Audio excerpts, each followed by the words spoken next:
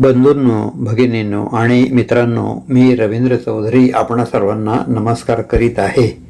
श्री विज्ञान भैरव तंत्र म्हणजे रुद्रयामल तंत्राचे गूढ रहस्य याचा आपण अर्थ मराठीत समजून घेत आहोत.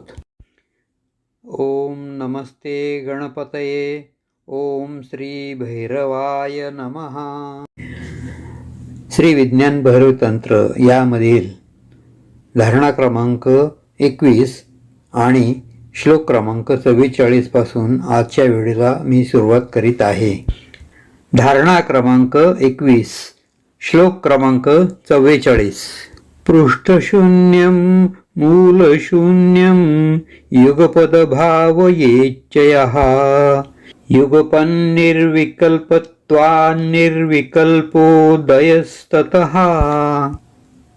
पृष्ठशून्य ते मूलशून्य म्हणजे शरीर, मन आणि आत्मा हे तीनही एकत्रितपणे शून्य आहेत अशी भावना जो साधक करतो त्याला निर्विकल्प अशा शिवस्वरूपाची अनुभूती येते. जो साधक पुढे, मागे, उजवीकडे, डावीकडे वगैरे सर्वत्र शून्य असल्याची भावना करतो, सर्व काही शून्य स्वरूप आहे ही जाणीव होते, तेव्हा साधकाचे मन निर्विकल्प होते आणि आपण स्वयं परमशक्ती अथवा शिवस्वरूप आहोत याची अनुभूती येते. धारणा क्रमांक 22, श्लोक क्रमांक 45. तनुदेशे शून्यतैव क्षणमात्रं विभावयेत निर्विकल्प निर्विकल्पो निर्विकल्प स्वरूप भाक. सर्व काही शून्य असल्याची भावना एक क्षणभर जरी केली तरी आपले शरीर शून्य असल्याचे जाणवते. त्यावेळी आपले मन निर्विकल्प होऊन साधकाला निर्विकल्प स्वरूपाची अनुभूती येते. जसे पूर्वी सांगितले होते की निर्विकल्प स्वरूपाची भावना केल्याने हे शरीर म्हणजे केवळ आत्माच आहे याची अनुभूती येते. आत्म्याशिवाय या शरीराचे काहीही अस्तित्व नाही. या शरीराचे वास्तविक स्वरूप आत्माच आहे अशी भावना केल्याने साधक स्वयं आत्मस्वरूप होऊन जातो. धारणा क्रमांक 23, श्लोक क्रमांक 46. सर्वं देहगतं द्रव्यं वेदव्याप्तं मृकेक्षणे विभावयेत ततस्तस्य भावना सा स्थिरा भवेत. भगवान शिव हे श्री भैरवीला म्हणतात की हे मृगक्षणे, आपल्या शरीरात स्थित असणारे सर्व धातू, अस्थि, मांस, मज्जा हे सर्व काही शून्यरूप आहेत अशी भावना करावी. माझ्या या शरीरात शून्य आकाशाव्यतिरिक्त दुसरे कोणतेही सत्य नाही.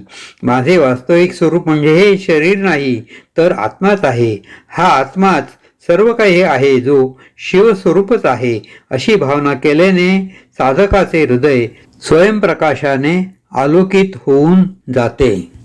धारणा क्रमांक 24, श्लोक क्रमांक 47. देहांतरे त्वग्विभागं भित्तिभूतं विचिन्तयेत् न किंचिदंतरे तस्य ध्यायन्न ध्येय भाग भवेत. आपल्या शरीरावर त्वचेचे आवरण आहे. या त्वचेच्या आत अनेक इंद्रिये आहेत. त्याचबरोबर मन आणि चित्त यात उठवणाऱ्या भावना, वासना, कामना, विचार वगैरे सर्व काही चालू असते. पण या सर्व भावना, वासना, कामना म्हणजे आपण नाही, तर त्यापेक्षा आपले स्वरूप वेगळे आहे. हे शरीर पंचमहाभूतांपासून बनलेले आहे, पण ते नाशिवंत आहे. या शरीरात जो चैतन्य स्वरूप आत्मा आहे तेच आपले सत्य स्वरूप आहे अशी धारणा केल्याने आत्मानुभूती होते. हृदयाकाशे नीलिनाक्षः पद्मसंपुटमध्यगः अनन्यचेताः सुभगे परम सौभाग्यमाप्नुयात. भगवान शिव श्री भैरवीला म्हणतात की हे सुभगे, हृदयरूपी आकाशात प्राण आणि अपान यांच्या मध्यवर्ती स्थानी असणाऱ्या सुषुम्ना नाडीमध्ये ज्यांची बाह्य आणि अंतर इंद्रिये लीन होऊन जातात, तसेच ऊर्ध्व आणि अधस्थानी विद्यमान असणाऱ्या पद्मसंपुटामध्ये जो साधक आपल्या भावनांच्या बलाने प्रविष्ट होतो म्हणजेच चिन्मात्र अवस्थेत स्थित होऊन जातो, असा योगी परमानंद विकसित झाल्या कारणाने अत्यंत स्पृहणीय अवस्था प्राप्त करून घेतो. धारणा क्रमांक 26 श्लोक क्रमांक 49. सर्वतः स्वशरीरस्य द्वादशान्ते मनोलयात् दृढबुद्धेर्दृढीभूतं तत्त्वलक्ष्यं प्रवर्तते. जेव्हा आपल्या शरीरात स्थित असणाऱ्या द्वादशांतात मनाचा लय होतो म्हणजे मन दृढबुद्धीने एकाग्र होते, तेव्हा आपल्या शरीरात ही चैतन्य स्वरूपी देवता प्रविष्ट होते. म्हणजेच सुषुम्नेत प्रविष्ट होऊन त्यावेळी मनातील सर्व वासनांचा अंत होतो आणि शेवटी त्याच्या हृदयात परमतत्वाचा प्रकाश उदय पावतो. यथा तथा यत्र तत्र द्वादशान्ते मनः क्षिपेत प्रतिक्षणं क्षीणवृत्तैर्वैर्लक्षण्यं दिनैर्भवेत्. ज्या ज्या विषयांच्या वासनांच्या वृत्ती मनात येतात त्या त्या मनात येणाऱ्या वासना विषयांच्या वृत्तींना प्रतिक्षणी द्वादशांतात आणून त्या वृत्ती क्षीण कराव्यात. वृत्ती शांत झाल्या की मनाची चंचलता समाप्त होते.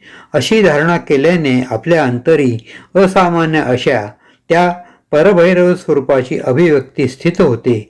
याचा वारंवार अभ्यास केल्याने चित्ताच्या चंचल वृत्ती शांत होतात आणि याच शांतावस्थेत त्या चैतन्याची अनुभूती येते.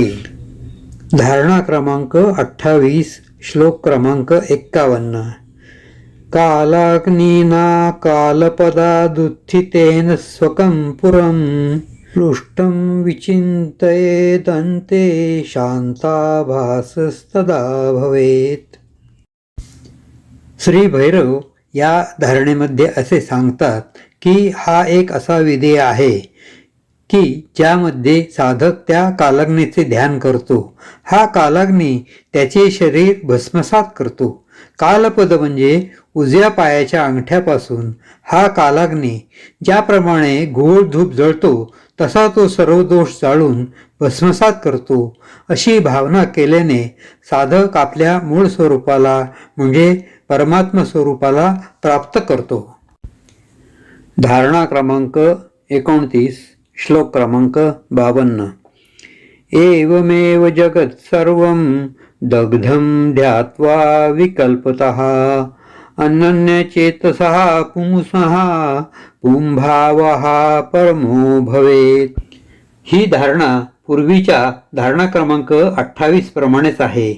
फरक एवढाच की ही धारणा करताना केवळ आपले शरीर जळत नाही तर शरीरातील कामना, वासना, इच्छा व आकांक्षा तसेच बाहेरील सर्व संसार सुद्धा जळत आहे.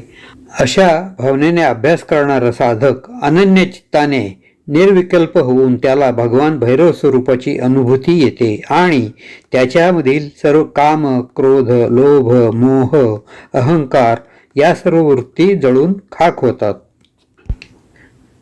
धारणा क्रमांक 30 श्लोक क्रमांक 53.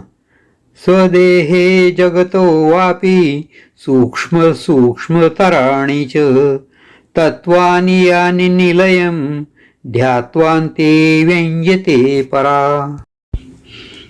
भगवान श्री भैरव या धारणेमध्ये म्हणतात की आपला देह आणि या सृष्टीतील सर्व वस्तूंमध्ये तसेच जगातील सूक्ष्मात सूक्ष्म पदार्थांमध्ये, प्राणीमात्रांमध्ये जे परमात्म तत्व म्हणजे प्राण ऊर्जा अथवा चैतन्य भरून राहिलेले आहे ते सर्व आपापल्या तत्वांमध्ये विलीन होत आहे. अशी भावना केल्याने साधकाचे सर्व भेद समाप्त होतात आणि तो अद्वैत स्थितीला प्राप्त करतो म्हणजे त्याला चैतन्य स्वरूपाची प्राप्ती होते. श्री विज्ञान भैरव तंत्रातील 30 धारणांचा अर्थ आपण समजून घेतला. असो, झालेली सेवा भगवान श्री भैरव चरणी समर्पण करीत आहे. मी रवींद्र चौधरी आपणा सर्वांना नम्र विनंती करतो की आपण माझ्या या व्हिडिओला लाईक करा, शेअर करा, कमेंट करा आणि सबस्क्राईब करा. आपण माझे व्हिडिओ पाहत आहात त्याबद्दल आपणा सर्वांना मी धन्यवाद देत आहे आणि नमस्कारही करीत आहे.